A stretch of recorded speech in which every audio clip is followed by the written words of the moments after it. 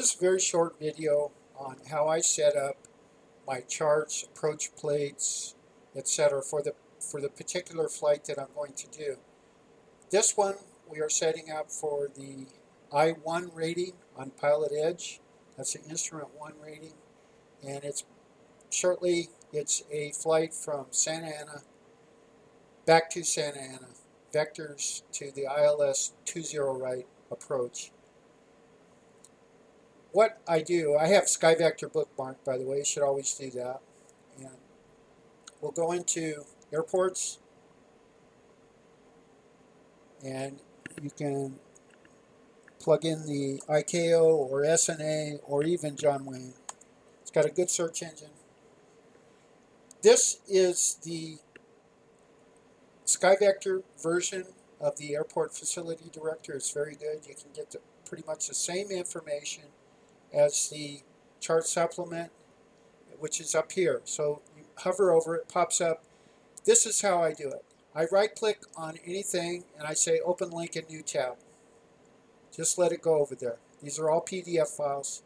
This is the airport diagram. Open link in new tab. This is sectional. If we were using low en route, I would right click on this. I also bring up Google Maps because I like to brief it. Then you go down to the bottom, whatever, if you need takeoff minimums or a star, a SID, these are the SIDs down here. I am going to open Anaheim 8 departure. I just want to show you, even though it's not part of this particular lesson, I want to show you a couple things on there. So you would open that in a new tab.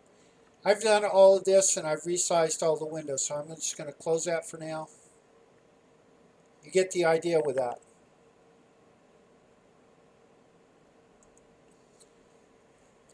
And I've resized. What I do is I just resize the browser and I put whatever zoom level you're comfortable with. You can zoom this in a little bit if you want and even make the window smaller.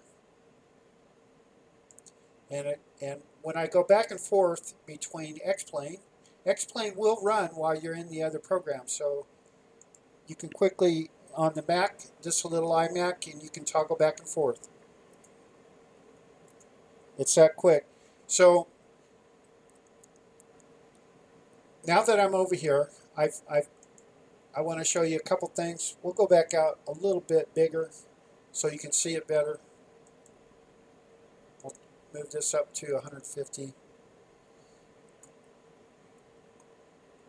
And you can scroll up and down anyway. But that's how you would set up. And I always leave this one open because then if I need anything extra, I can just come down here. If I need another chart, I scroll to the bottom of it and I right click and bring it up in a new tab. And X-Plane can actually be running while this. If you have 16 gigabytes, even 8 gigabytes of memory, it will handle 2 or 3 different programs, including X-Plane. After you have all the tabs open, by right-clicking on the different links, you're going to bookmark each one of these. So you'll go, I bookmark this one, and I put it into a particular folder. And I'll open that. I've already made the folder, so I'm not going to do that. It's pretty similar on Windows or Chrome or whatever platform you're working on. I call them SkyVector airports. These are all the airports that I fly frequently. And I think about I check the effective dates on the charts, and then I redo this about I leave the folders there the same, but I go in and I delete the particular link. Because if you do, every 56 days there's a new chart roughly that comes out. It has a different effective date, so you want to do it. For simulation, you're okay. So what I do is I've had all of these bookmarks, the ones that I just opened, and what I do is I just right click on this and I say open all bookmarks in a new window. And there's Google Maps if I want to brief the text, the runway or the airport operations environment, the ramp, you know, they give you a clearance. You'll want to figure out where you're going. So on each one of these, you notice you can close the ones that you're not using. This is to left, and this is a GPS route we're not going to do today. There's the ILS.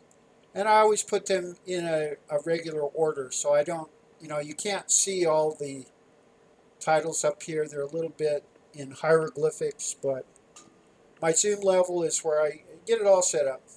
So that's the end of that. Next video we'll brief the airport operations a little bit and a few by looking at Google Maps and the airport diagram, a few other things.